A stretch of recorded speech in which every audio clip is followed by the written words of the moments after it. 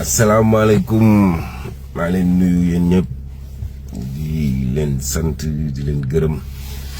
di leen xamal ni xam yëg nañ seen dégg nañ seen ay wax dégg nañ commentaire yi dégg nañ maanaam li ñuy vidéo yi ñuy def ak ku ci nekk di acharné wu ci Zarko ku ci nekk di wax sa xalaat ku ne di wax num la neexee mais sant yàlla bi ñu xamee ñun ki ñu doon sant yàlla bi ñu xamee fi ñu bokk sant yàlla bi ñu xamee ni ñun dañoo judd ci siraatal mustaxim am yaay waajur bu jigéen am waajur bu góor am wasila muy borom daaru di sant yàlla bu baax a baax vidéo bii nag li tax ma def ko mooy que ni xam nga dama dégg sénégalais yi xam nga man xaw ma ñooñu ay sénégal lañ xaw ma ñan la ñëw ñuy wax lu nekk naan Zarko xam nga il est recherché par Duc il est xaw ma lan ak lan man fu may jox di daw man dinaa daw man sama yoonu dëkk dinañ ma soxla man may daw man duma góor buy daw man lu ma def damay taxaw ni man maa ko def malgré nag li ma def xam nga nekkul loo xamante ni lu ma neex la nekk na lu ma metti parce que dama juum ba xam ne dama juum xam nga ci loolu nag xam nga dama ciy jéggalu toute la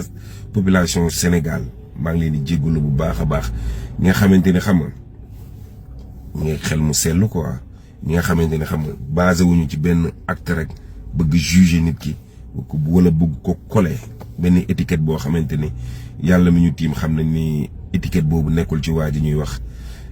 maa ngi leen di jéggalu yéen ñëpp xam nga képp koo xamante ni acte bi métti na la commencé ko par man la gën a métti maa ngi koy njëkk jéggalu sama bopp ndax xam naa ne damaa juum waa ji lépp lu ma mën a wax man waroon naa mun a temporiser franchement lépp lu ma mën a wax waroon naa mun a temporiser mais mooy li ñuy wax rek seytaane moom fu mu xaju rek lay dugg xam nga noonu la ko yàlla tuddee xam nga te loolu daf ma waroon dal ala kulli àllen mënoon na gën a ñaaw yàlla mu def nii mu gën a mu xaw a sedd dama koy sant yàlla bu baax a baax di gën a santaat sama waajur te xam ni ñàkkuma ñaan bu ma ñàkkoon ñaan mënoon naa ko rey kooku jaaree fa ñàkk ba kanam te boobaa day gën a metti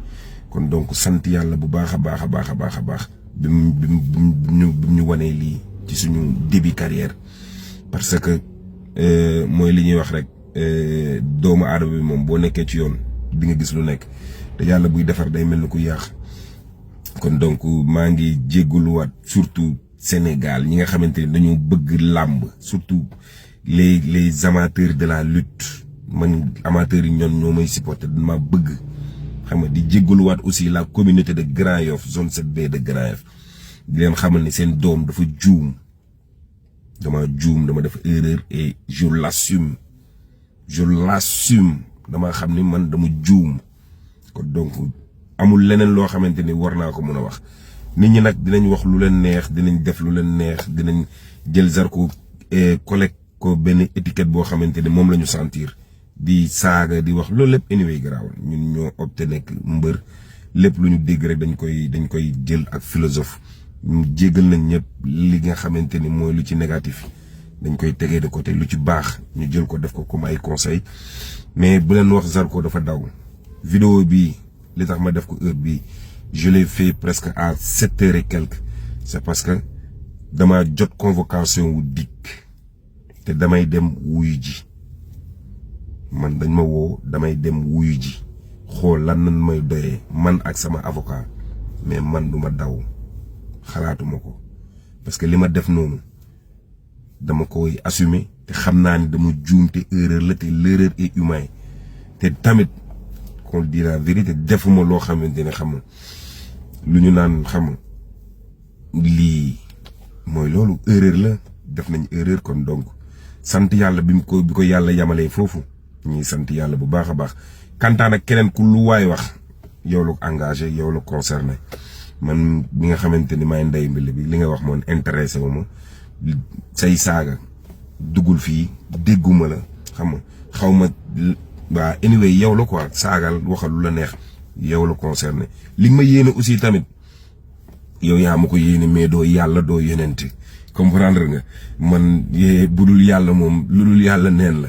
comme ni ko waykat bi waxee leneen lu waay wax nag yow xam nga yow la engagé yow la concerné mais man moom wax dëgg yàlla maa ngi jéggalu sénégalais bu baax a baax surtout le monde de la lutte di jéggalu aussi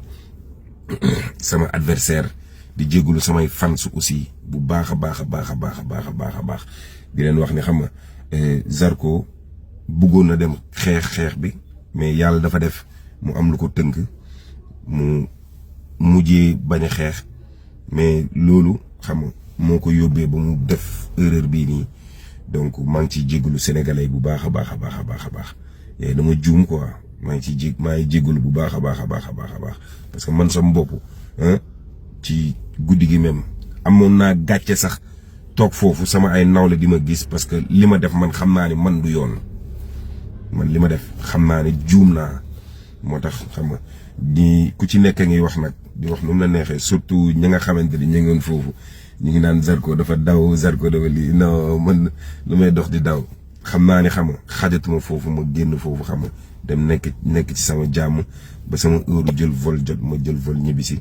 ñëw fii xam nga mooy loolu mais sëñ Fallou di leen jégaluwaat bu baax a baax a baax a baax a baax toute la population du Sénégal